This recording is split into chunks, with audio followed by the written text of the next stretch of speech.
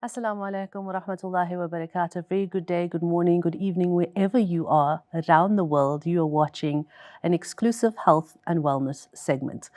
Today we'll be focusing on the event as the news has been around all the time, and that is the earthquake which has hit and affected Syria and Turkey mostly.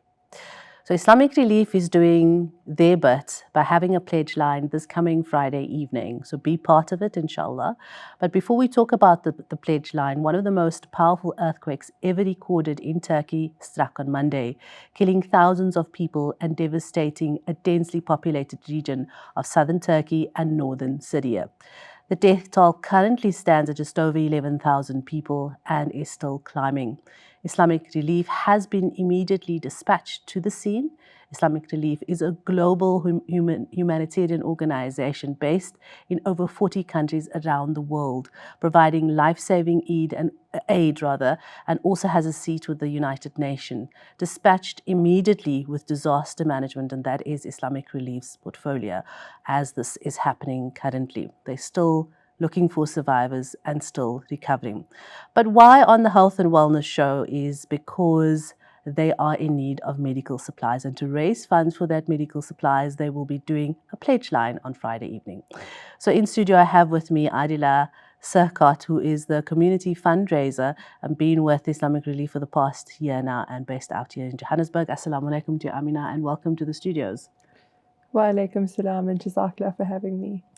So yes, everybody's talking about this earthquake, one of the biggest, and affected many. And as we know, it's our brothers and our sisters there. So Islamic Relief and many other organizations have also requested people to raise funds, and specifically Islamic Relief is going to be focusing on something, and that is around medical needs. So tell us about any people that are on the ground from Islamic Relief or any correspondence, and what is their current word? So Islamic Relief was dispatched immediately, having offices in Turkey and Syria. They work very, very closely with the disaster management. So when the disaster management agency was dispatched in Turkey, Islamic Relief was dispatched as well. Okay. We wait for feedback from disaster management and we work with them. So if they tell us that there is a need for medical assistance, that's where we're going to fill in. When they were dispatched, disaster management has asked them to assist with the search and rescue. So search and rescue is finding people, but when they find people, unfortunately, some of them lost their lives and then some are in critical care, which means they are in need of medical supplies. So talk to us about the first response and how they are doing, what is their plans?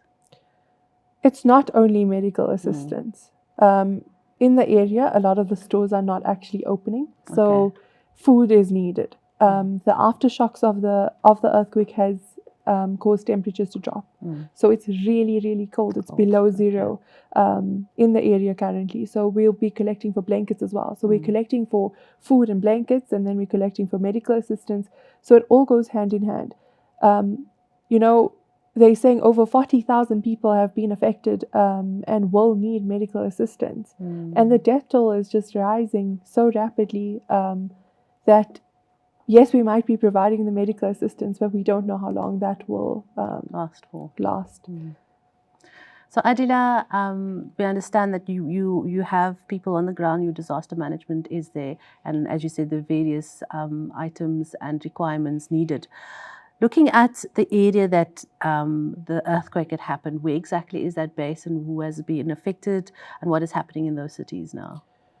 So it's northern Turkey and southern Syria. When you look at southern Syria, you're actually looking at an area that has been going through war for 13 years. So already those people are disadvantaged. They live in overcrowded areas. They live in these circumstances which are really not so very nice, and we have been collecting for them always. Still, we always collecting for them. It's an ongoing collection for them. And to see now that they've been being affected again, they're in the areas where the war has been going on. So that's something that you have to just, it's a pill that you have to swallow. And the roads and the access into those areas are now, the roads have been damaged just because of the way the earthquake happened. And also in the area that's in Turkey, they see a lot of refugees that have moved over to live in those areas because it's just on the border of Syria. Talk to us about what your guys are saying, the disaster management, when you're speaking to them, when you are connecting with them, besides the fact that they need, of course, how are they doing? How are the people of Syria and Turkey doing? As you can imagine, I don't think I know you went speechless there for a bit. I don't think there is. I don't think I can explain the emotion. I would put it back to the Boksburg explosion. I was on the ground then, and those emotions I cannot share the same reminisce as my colleagues who watched it or who watched the video. It's heartbreaking. It's devastation. Imagine looking for your family. Imagine not knowing. Imagine saying that they were in a building and now the building's on the ground. They are under that rubble. They need our assistance. But how long will it take? Because there's a shortage of fuel currently. So even the heavy machinery that they would use to remove the rubble, how do they do that?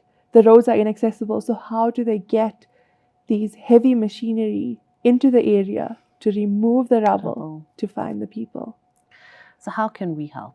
Everybody sitting at home that is watching, and of course we are live streaming as well on www.hilaal.tv. So around the world, people can pick up the show and this program, the segment, and come together with what is required. So how can we help?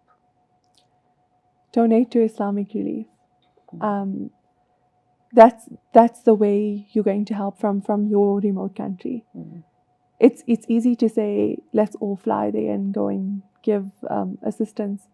But can you imagine already? There's so many people displaced. There's no homes. Where will we go to? Where would we start? We have expertise in the field. The people that are there on the ground have the expertise to carry out the necessary aid and assistance. So just help us to help others. Financially, of course. So how do they connect to it? How do people connect with Islamic Relief to donate?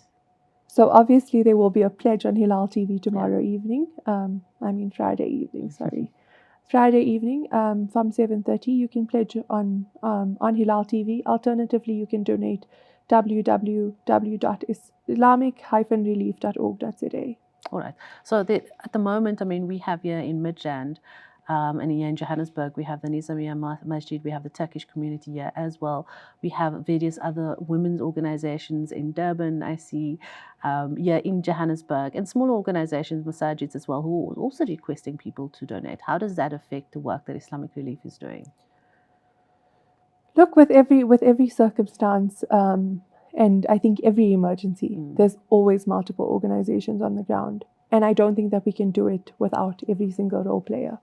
If one organization has to fill the burden of the entire country, I don't think it would be possible. We're all going to focus and target on different areas. However, Islamic Relief doesn't leave. We stay restoring lives. Like it has been said, Turkey is now in a 3-month state of disaster. We will be there through those 3 months, and we will assess the situation, and we don't leave because we've got offices in Turkey. We've got offices in Syria. So it's really important to remember that, yes, there might be smaller organizations going there, but we will stay. We will be there throughout. You are there. Your offices are there. We are there. Let's talk about some of the expenses that takes place. And some people think, they need of medical, they need of food, they need of blankets, housing. What does that account to? And give us some costing around, some of those monetary things that needs to be going source now. Look, I can't give you a estimate because every single day the need is changing. Today I might say, we only need medical assistance because we got like 10 cases of people who are in dire need of medical assistance. But tomorrow I can wake up and find 10 people who need homes. So I think as the days go by, we will be able to give you more of a figure. As you know, the stats are changing every single day. the death toll is rising. So I can't really tell you exactly how much we need, but I can tell you that we will be there providing aid for time to come. So it's not that we're only going to be there for this week or next week. We're going to be there restoring the lives that are broken. Because remember now, yes, we might have moved them, they might have received their healthcare, they might have received their food, but homes were destroyed, buildings were taken out. So how do we restore those lives? How do we put them back to where they were? How do we assist them? So it's an ongoing appeal. Okay, so lastly, Adila, we have to look at sort of, drawing people to understand what are the requirements. You've mentioned the food, the blanket, housing, actually just about anything and everything people need. But then there comes the medical supplies. So just take us through some of the values that is needed and how people once again can donate. Namely, the medical supplies are 8,500 Rand, which can provide medical supplies to the hospitals that are in need, to provide the medical assistance needed. We've got 1,300 Rand, which is providing blankets and dates to the people. And then for 4,000 Rand, we've got our shelter and, the other basic necessities that they might need in the home at that given time. Of course, and people can donate anything towards that. Yes, so any amount is welcome. Every cent counts. Thank you so much to Amina Serkat, who is the community fundraiser at Islamic Relief. Appreciate her time, but that is not all that needs to be said. You're going to join us live on www.hilaal.tv, where we will live stream the pledge line at about 7:30 on Friday evening. Join us. Let the family come together. Let the kiddies be part of it, because we need to be in our own way here in South Africa or anywhere in Africa. You can find them in around the world, to donate generously to Islamic Relief's worthy cause. And they were talking about housing, they're talking about food, clothes, as well as the medical supplies that are needed. So all our doctors and medical staff that are busy watching, get those, get all your colleagues together and donate generously by those that's been affected in Syria and Turkey. And there are Muslim brothers out there as well. But for now, that's it on an exclusive health and wellness segment. I'm Gouwah Solomon. Don't forget about the pledge line on Friday and donate generously. Wassalamu alaikum and goodbye for now.